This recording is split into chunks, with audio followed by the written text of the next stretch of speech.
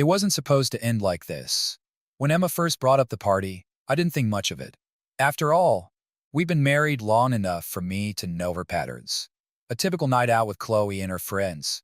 Some drinks, maybe a bit of dancing, nothing over the top. At least that's what I had always assumed. But this time, something about the way she mentioned it felt off. Maybe it was how casually she slipped it into our conversation, or the fact that Chloe had a knack for hosting the kind of parties that people talk about for all the wrong reasons. I told myself not to overanalyze, but there was a knot in my stomach I just couldn't ignore. I knew Emma well enough to notice the little changes. She seemed distracted lately, preoccupied in a way that didn't add up. The late nights, the vague explanations. I'd brought it up before, and it always ended in arguments. But this time, it wasn't just jealousy or frustration eating at me. This time, it felt like we were on the brink of losing something we couldn't afford to lose. The night before the party, I finally voiced my concerns. "I don't think you should go," I said, trying to keep my tone steady. "It's not that I don't trust you, Emma. It's just, I don't know. Something feels off. It feels like we're drifting, and I can't shake it." Her reaction caught me off guard. "There you go again," she snapped, her eyes narrowing with that familiar mix of frustration and condescension. "It's just a party. Chloe's hosting it, not some random stranger. Why do you always do this?" That word, always, hit me like a slap. She made it sound like I was this overbearing, paranoid husband constantly watching her every move. That wasn't the truth. I had given her space, trusted her to live her life, while believing our marriage was strong enough to withstand anything. But lately she'd grown so distant. Emotionally, physically, it felt like she was slipping away one piece at a time. "I'm not trying to control you," I said, struggling to stay calm. "I'm just telling you how I feel. Something about this party doesn't sit right with me. Can we at least talk about it?" She rolled her eyes, dismissing me like my concerns were just some silly insecurity. "Talk about what? You're acting like I'm going to run off with some guy the second I step out the door. It's just a night out. Nothing more." But it wasn't just a night out. It was everything. The growing distance, the excuses, the way she was barely present anymore. I felt like I was losing her, and this party felt like the final straw. Yet instead of pushing back, I let it go.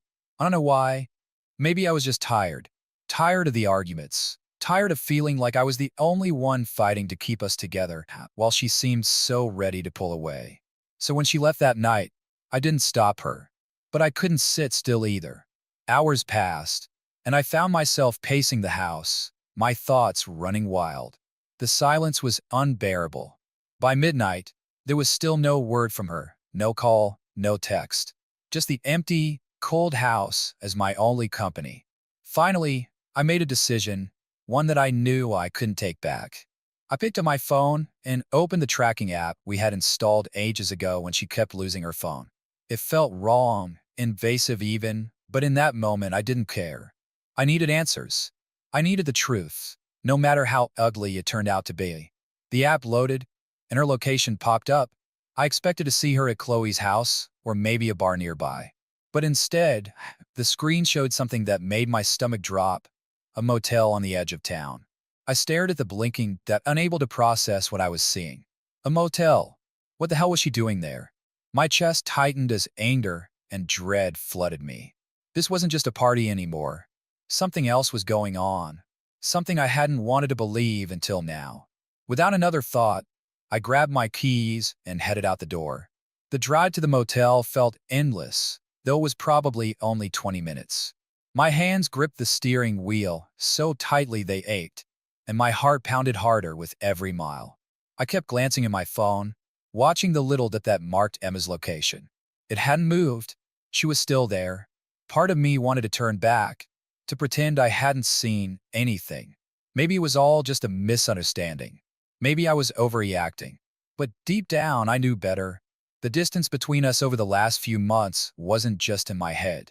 It wasn't work stress or bad timing. It was something much darker.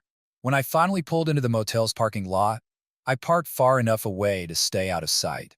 The place was a dump, the kind of place people went when they didn't want to be seen. Cheap, discreet, and perfect for secrets.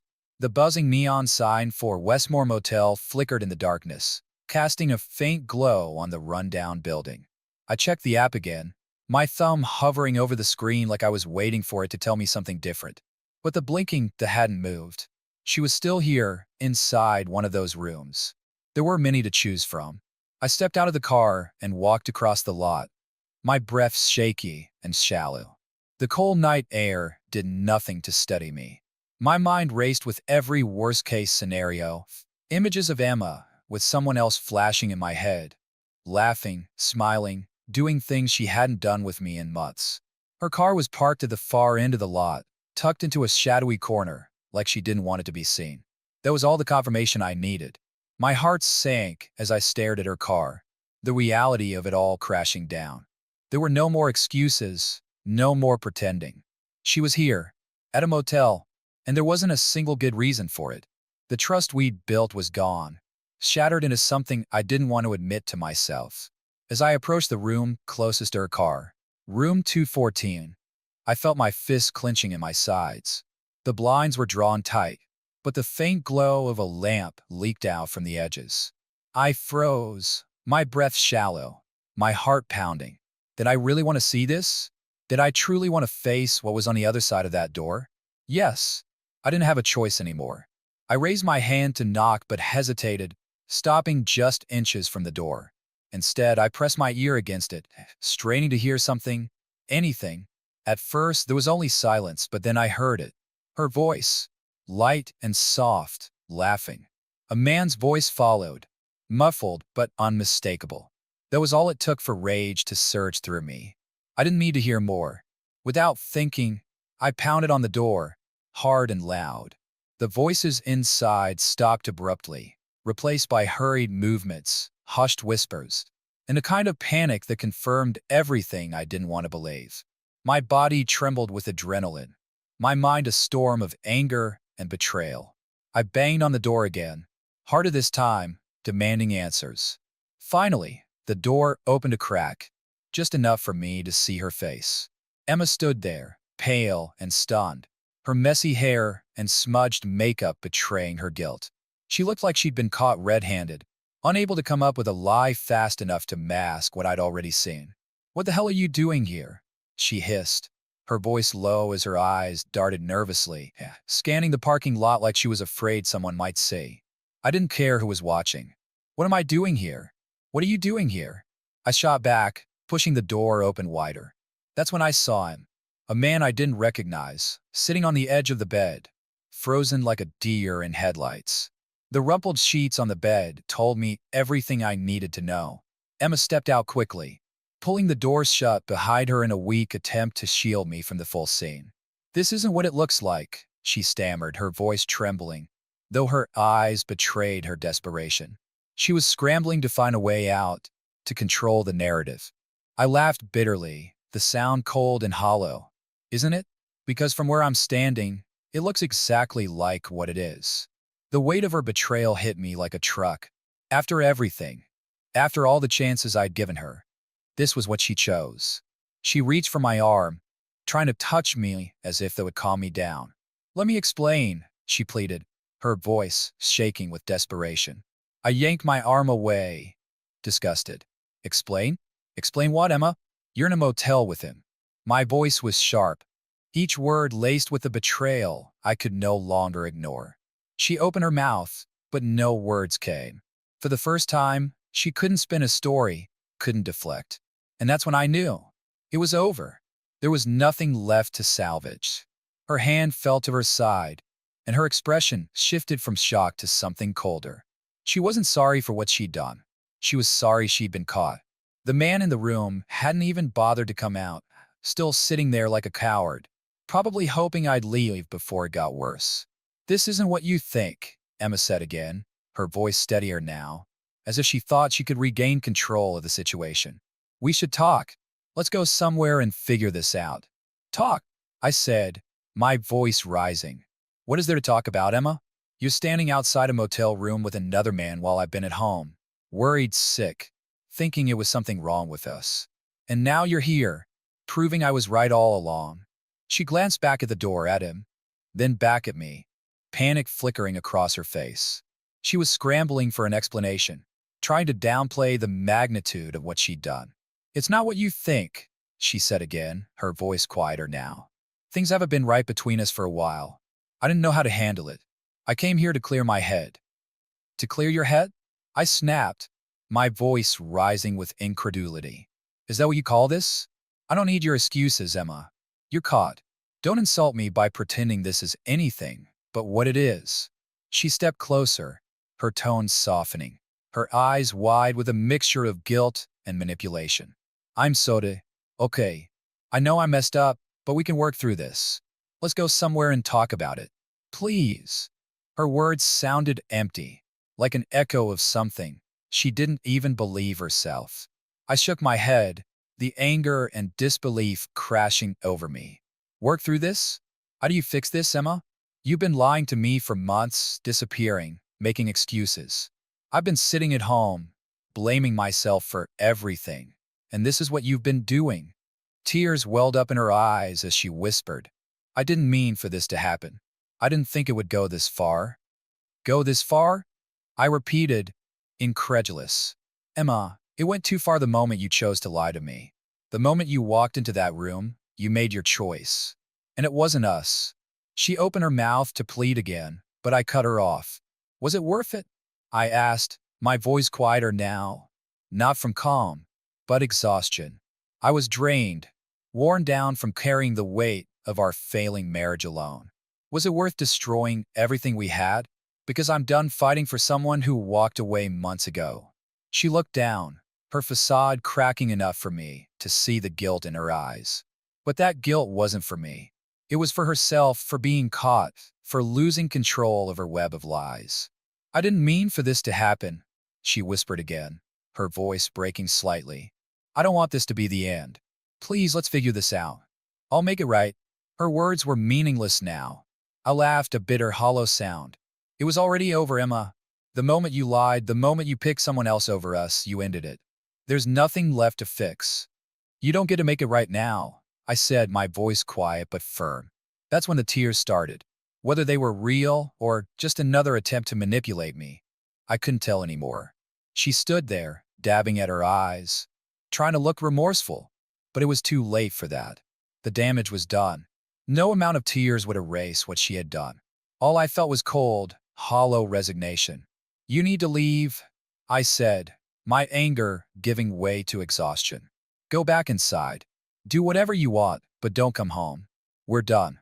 Her head shook frantically, her face flooding with panic. Please don't say that. Don't just throw us away like this. I felt the anger rise again, surging one last time. Throw us away? I repeated, my voice sharper now. You already did that. I'm just finishing what you started. Without waiting for her response, I turned and walked away. Each step felt heavy, but more certain than the last. I didn't look back. I didn't want to see her tears or her regret. I didn't want to hear any more of her lies or hollow apologies. I got into my car, and as I sat there gripping the steering wheel, the weight of it all came crashing down. It was over. Years of marriage, years of love and trust, gone in a single night. Yet as I drove away from that motel, I felt something unexpected, relief. It was as if I had been carrying an unbearable weight for months, trying to fix something that had been broken for a long time. Now, at least the truth was out. The fight was over. As I drove through the quiet streets, the adrenaline began to fade, leaving behind a deep, aching numbness. My knuckles were white as I gripped the steering wheel, the city lights blurring past me. I didn't feel anger anymore, or even betrayal. I just felt empty. This wasn't how it was supposed to end. Not with her half-hearted apologies outside some rundown motel, not with her begging for something we both knew was already gone. I pulled into the driveway, the familiar sight of our house offering no comfort. It looked the same as it always did, but it no longer felt like home.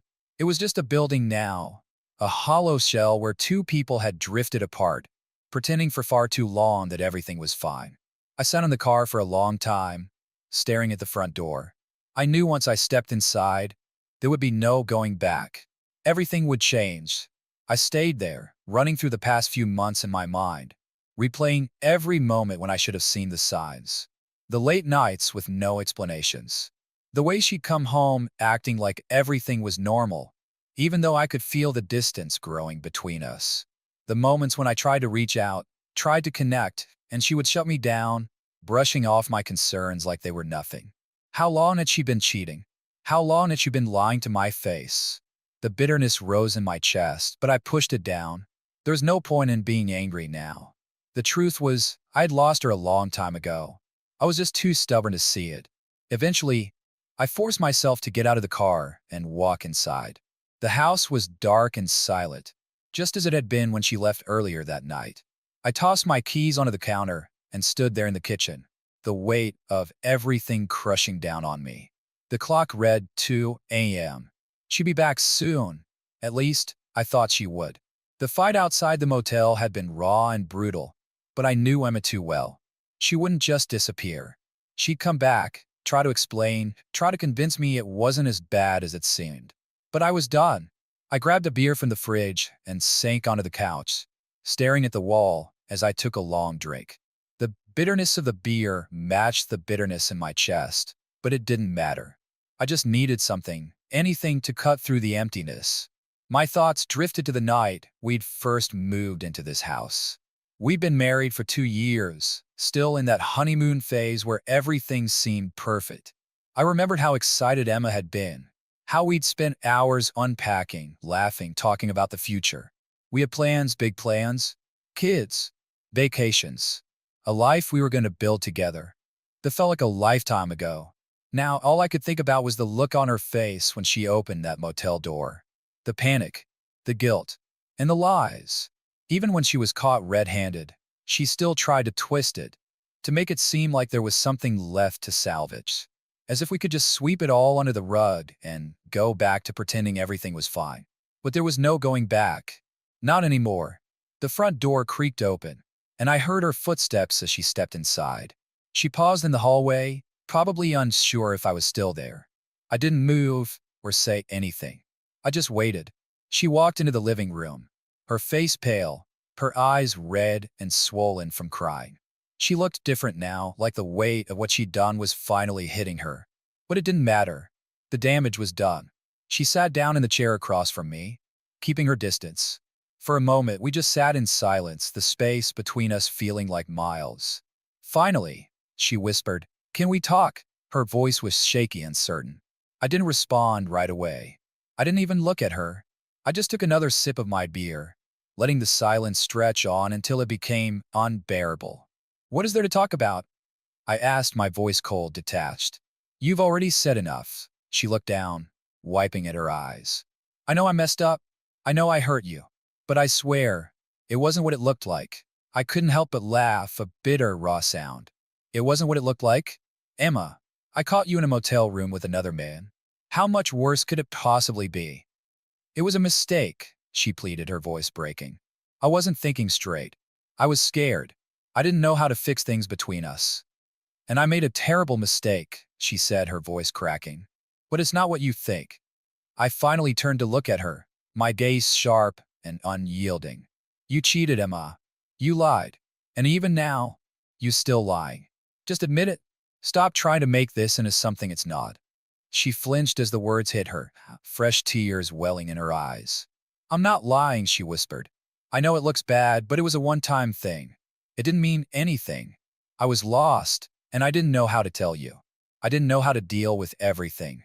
Her excuses didn't move me. The anger inside me wasn't fiery anymore. It was cold and resolute, the kind of anger that solidifies when you realize you've reached the end. "It's over, Emma," I said, setting my beer down with finality. "There's no fixing this. You made your choice. Now you have to live with it." Her head shook violently, panic creeping back into her voice. "Please don't say that. I love you. I don't want to lose you." I stood, my movements slow and deliberate, and headed toward the hallway. "You already lost me," I said over my shoulder. Her sobs filled the air as I walked away, but I didn't stop. The truth was out now, and there was nothing left to fight for. I made my way to the bedroom and shut the door softly behind me. Her cries echoed faintly from the living room, but I tuned them out, sinking onto the edge of the bed.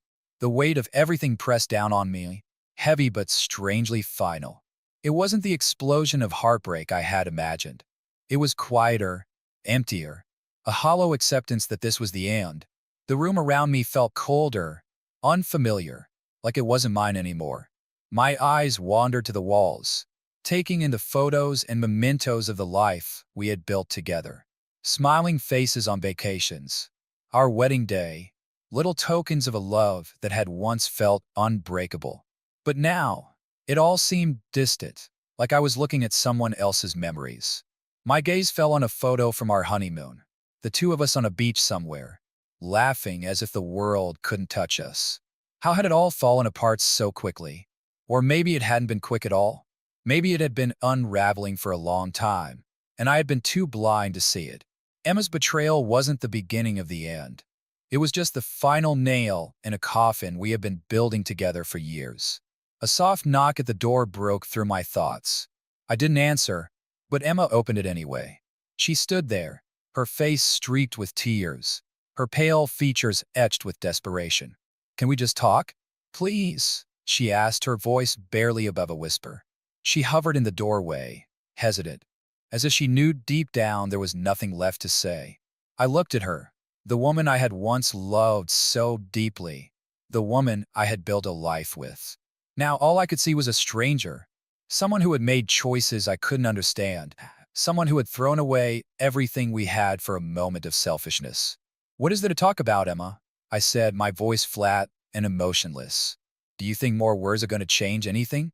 That somehow we can go back to the way things were? We're past that. Way past it." She stepped into the room, her arms wrapped tightly around herself like she was trying to hold her breaking pieces together.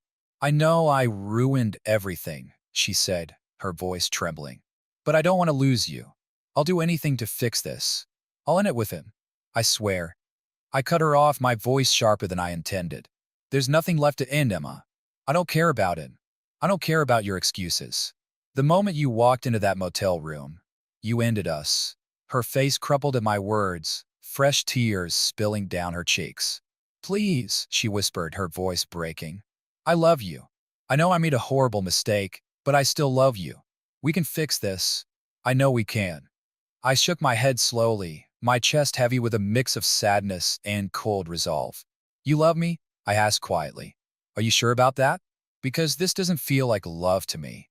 It feels like guilt, and guilt isn't enough to fix what you broke." She collapsed onto the bed, burying her face in her hands as her sobs grew louder. But I couldn't comfort her, couldn't reach out to her like I once would have. The truth was I didn't trust her anymore. Not after this. Not after what she had done. I stood, the decision already made in my mind. "I'm leaving, Emma," I said, my voice steady and resolute. "I can't stay here and pretend we can fix this. We're done." Her head snapped up, panic flooding her features. "What do you mean you're leaving? Where will you go?" "I don't know yet," I admitted, reaching for a duffel bag from the closet. "But I can't stay here. Not in this house. Not in this life we built on lies. I need to be somewhere else. Anywhere but here." She stood, reaching for me, her voice desperate. "Please don't go. Don't just walk out like this. We can go to therapy. We can work through this. I'll do whatever it takes." I stepped out of her reach, shaking my head. "No, Emma. This isn't something therapy can fix. You crossed a line, and there's no coming back from it. You made your choice, and now I'm making mine." The silence stretched between us, thick and unbearable. For a moment, a pang of regret hit me, a fleeting wish to go back to the days when things were simple, when we were happy. But those days were gone, and pretending otherwise would only drag us both down further. I began packing the bag, throwing in essentials, clothes, my laptop, anything I thought I'd need for a few days away. Each item I packed seemed to crush her a little more, her face crumpling with every move I made. By the time I zipped up the bag and slung it over my shoulder, she stepped in front of the door, blocking my way. "You can't just leave," she said, her voice trembling. "I love you. Please, don't throw us away like this." I met her gaze, my words heavy with finality. "I'm not throwing anything away, Emma. You did that. I'm just walking away from the wreckage." I stepped around her and walked out of the bedroom. The house felt colder, emptier than it ever had. But I didn't let myself look back. I didn't let myself hesitate. The front door clicked shut behind me, and for the first time in what felt like forever, I felt a glimmer of freedom. It wasn't the overwhelming rush of relief I had hoped for, no tidal wave washing away the pain. It was quieter, emptier, like the stillness after a storm, when the destruction is all around you. But at least the chaos has stopped. I got into my car and sat there, my hands gripping the steering wheel as I stared at the empty street. I had no plan, no idea where to go. All I knew was that I couldn't stay in that house for another second. The life I had built with Emma was over, and now I had to figure out how to rebuild something new, something without her. I drove aimlessly through the quiet streets, my mind racing, yet feeling strangely numb at the same time. I replayed every word we had exchanged, every desperate plea she had made, but none of it could change the reality. She had broken something between us, something so fundamental that no amount of apologies or tears could repair it. Trust doesn't come back once it's shattered like that. After about 20 minutes of driving, I pulled into the parking lot of a cheap motel. The irony wasn't lost on me, given how this night had started, but I wasn't in the mood for reflection. I just needed somewhere to crash, a place where I could think without the suffocating weight of that house bearing down on me. The motel was as run down as I'd expected. The fluorescent lights in the hallway flickered, the walls were thin, and the smell of stale smoke lingered everywhere. But I didn't care. I paid in cash, checked in, and made my way down a dimly lit corridor, the sound of my footsteps echoing off the walls. When I opened the door to my room, it was exactly as depressing as I had imagined. Cheap furniture, a bed that looked like it hadn't been comfortable in years, and a flickering TV I had no intention of turning on. But none of that mattered. This wasn't home. It wasn't supposed to be. It was just a place where I could exist for the night, without thinking about what came next. I dropped my duffel bag on the bed and sat beside it, running my hands through my hair, trying to quiet the storm in my head. It hit me then. This was the first time in years that I was truly alone. No Emma. No pretending we were okay. Just me, sitting in a dingy motel room, trying to process how my life had unraveled in a single night. I pulled out my phone and stared at it, debating who to call, if anyone. Ryan, my best friend, came to mind, but he was probably asleep, and I wasn't sure I was ready to explain everything just yet. My thumb hovered over his name in my contacts before I put the phone back down. The truth was I wasn't ready to talk about it. Not yet. Instead, I leaned back on the bed, staring at the ceiling as the silence pressed in around me. My mind wandered back to the argument in the bedroom. Emma's tearful pleas, her desperate attempts to salvage what she had destroyed. But what she didn't seem to understand was that some things can't be fixed. You can't just patch over a betrayal like this and hope it heals. Trust, once broken, doesn't simply grow back. I had given her everything. Years of loyalty, love, and trust. And she had thrown it all away for someone else, for some fleeting thrill or escape. It wasn't just the act of cheating that gutted me. It was the lies, the distance she created between us, the way she let our marriage wither while pretending everything was fine. I turned onto my side, the bed creaking under me, and tried to close my eyes. But sleep wouldn't come. My mind kept circling back to the moment I'd seen her at the motel, the look on her face when she realized she was caught. Panic, guilt, and a futile attempt to twist the truth into something it wasn't. The image replayed in my head like a broken record, refusing to let me rest. I grabbed my phone again, scrolling through old photos. There was one of us on a hike, smiling at the camera, arms around each other, looking like the perfect couple. It was almost impossible to believe that the people in those photos were the same ones who had stood in that bedroom hours ago, tearing each other apart. Morning light seeped through the thin curtains of the motel room, casting everything in a dull, pale glow. I woke up groggy, my neck stiff from the uncomfortable bed. For a moment, I didn't remember where I was. Then it all came flooding back, and the hollow ache in my chest returned. I glanced at my phone, half expecting to see a string of missed calls or texts from Emma. But there was nothing. Part of me was relieved. Another part wondered if she had given up on reaching out, where she was just waiting for me to come crawling back. But I wasn't going back. That much was clear. I knew I needed to talk to someone. Keeping all of this bottled up wasn't going to help. Ryan had been through his own rough patches before, and he was one of the few people I trusted enough to share this with. I hesitated for a moment before pressing call. He picked up after a few rings, his voice groggy but concerned. Ma, everything okay? I swallowed hard, trying to find the right words. No, I said, my voice cracking. I left for Ryan. I'm in a motel right now. There was a pause on the other end, a heavy silence that told me he was piecing together the weight of what I just said. What happened? He asked, his tone softer now. She's been cheating on me. I said, the words bitter and raw in my mouth. I caught her last night, at a motel with some guy. Ryan let out a long sigh, the kind that comes when you're trying to process something too awful to grasp. Damn. I'm so sorry, man. I didn't see that coming. Neither did I said, shaking my head even though he couldn't see me. I mean, I have my suspicions, but not like this. It's been going on for months. I confronted her, and she just kept trying to lie her way out of it. But it's over. I'm done. My voice was steady, but the words felt heavy.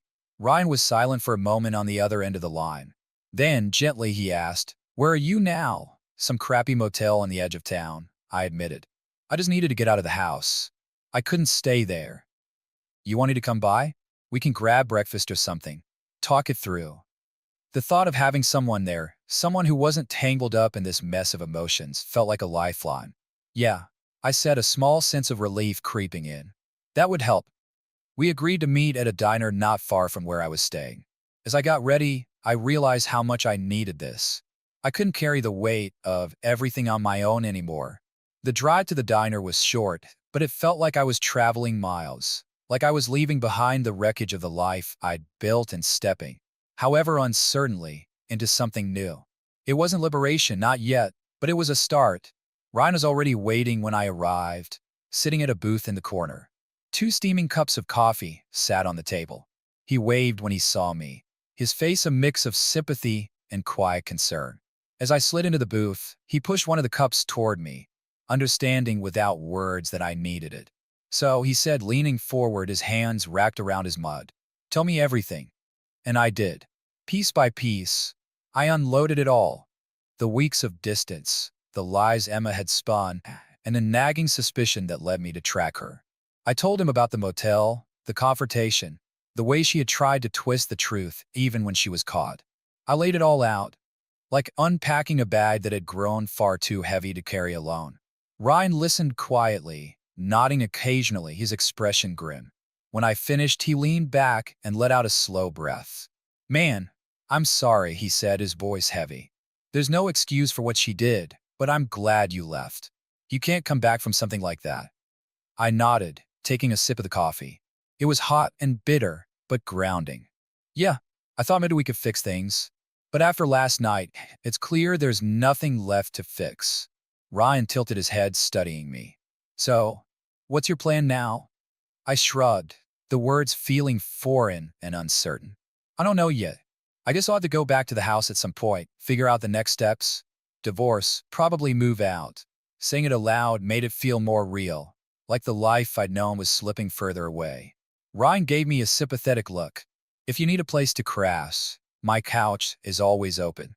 You don't need to be alone in that house right now." The offer was tempting, and I knew he meant it. But something inside me wanted to face it head on. "Thanks," I said, managing a faint smile. "I might take you up on that, but I think I need to go back. Just not yet." We spent the next hour talking, not just about Emma, but about everything. Life, work, the small, mundane things that felt steady in a world that had been turned upside down. It was comforting in a way, a reminder that even when your life falls apart, some things remain constant. Ryan had a way of grounding me, making things seem less complicated. He reminded me that this wasn't the end. It was just another painful chapter. When we stepped out into the cool morning air, I felt a small shift inside me. I wasn't as alone as I thought. I had friends. I had a life outside of the wreckage of my marriage. For the first time since last night, I felt a faint flicker of hope. Not the naive hope that things would return to what they were, but the hope that I could rebuild. That maybe, just maybe, I could find myself again. "You'll get through this," Ryan said as we said goodbye, clapping me on the shoulder. You're stronger than you think. I nodded, watching him drive away as the morning sun climbed higher into the sky. He was right. I didn't feel strong yet. I didn't feel like I had any control over my life. But I had taken the first step. And sometimes, that's all you can do. Sitting in my car outside the diner, I watched the sunlight brighten the world around me. It felt like the first time I'd truly seen daylight in months, even though it had only been hours since I walked out of that house. It was strange, being on the edge of something new with no clear idea of what the next step would be. But at least I was moving forward. That was enough for now. I knew I couldn't stay in limbo forever. There was still the house to deal with. Still Emma. But instead of feeling crushed by the weight of the decisions ahead, I felt a sliver of calm. I didn't have all the answers yet, but for the first time, I wasn't looking backward. I wasn't replaying what I could have done differently or obsessing over how things fell apart. What was done was done. I decided to head back to the house. Not because I wanted to see her, but because I needed to start taking back control of my life. I needed to confront the mess, to face whatever was left. The drive back felt faster than usual, like my mind had shifted into a higher gear, focused on what had to be done. When the house came into view, it no longer felt like home. But I wasn't the same person who had walked out the night before. That man had left with a heart full of rage and betrayal, still clinging to a shred of hope that things could change. Now I was just ready to move on. Our house no longer felt like home. It felt like a hollow shell, a place where two people had lived, but only one had cared enough to stay. As I pulled into the driveway, I saw Emma's car still parked out front. Part of me had hoped she'd be gone, that I could walk in without the weight of another confrontation. But deep down, I knew better. Emma wasn't the type to leave. She would stay, clinging to the idea that we could somehow fix this. But she didn't understand. There was nothing left to fix. I stepped out of the car, the air feeling heavier with each step toward the front door. I took a deep breath before walking inside, bracing myself for what was coming. The house felt like it was holding its breath. The tension from the night before was still thick in the air. Emma was sitting at the kitchen table, her phone in her hands, but she looked up the moment I walked in. Her eyes were swollen, her face pale. She looked wrecked, but it didn't move me. "You came back," she said quietly, her voice trembling with fragile hope. I didn't respond immediately. I stood there, looking at her, tried to reconcile the person in front of me with the woman I'd loved for so many years. But I couldn't. Too much had happened. "I didn't come back for us," I said finally, my voice steady and cold. "I came back to get things in order." Her hands trembled as she set her phone down, her gaze dropping to the table. "I know you're angry. I know I messed up, but we can still—" "No." I cut her off sharply. "We can't. We're done, Emma. Last night wasn't just a mistake. It was the truth coming out. You've been lying to me for months. Whatever we had, it's gone. I can't forgive that." She blinked at my words, the reality sinking in. Her mouth opened like she wanted to argue, but she closed it again, realizing there was nothing left to say. I saw the pain in her eyes, but I didn't feel sorry for her. These were the consequences of her choices. "So what now?" she asked, her voice barely above a whisper. I sat down across from her, feeling an odd sense of calm. "We end this," I said. "Es queda la huella. We'll split the house, the finances, everything. I'll move out as soon as I can find a place. There's no need to drag this out." She nodded slowly, her eyes fixed on the table. "I guess I knew this was coming," she murmured. "But I didn't think it would happen like this." "Neither did I admitted. Though the truth was, I'd seen it coming for a long time. I just hadn't wanted to believe it. For the next hour, we talked logistics. It felt clinical, like a business meeting. Who would keep the house? How we'd divide the money? What steps we'd take to finalize the divorce? Emma tried to stay civil, but I could see the cracks in her composure.